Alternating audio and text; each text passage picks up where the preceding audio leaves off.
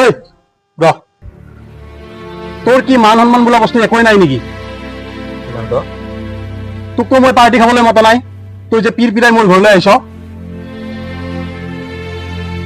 চা ৰঞ্জন, এতিয়া মই আগৰ সেই সীমান্ত হৈ থকা নাই, এতিয়া বহুত ডাঙৰ ডাঙৰ মানুহৰ লগত উঠা বহা কৰোঁ।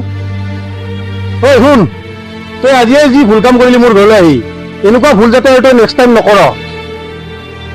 মই এটা কথা বুজি পোৱা নাই, ইমান কোৱাৰ পিছতো তই এতিয়াও ৰৈ আছ ইয়াত, নে কিবা খোৱাৰ আশাত ইয়াতে ৰৈ আছ? নাই সীমান্ত, মই যাওঁ দে। মই তোৰ ঘৰত আহি সঁচাকৈ বহুত ডাঙৰ ভুল কাম কৰিলোঁ।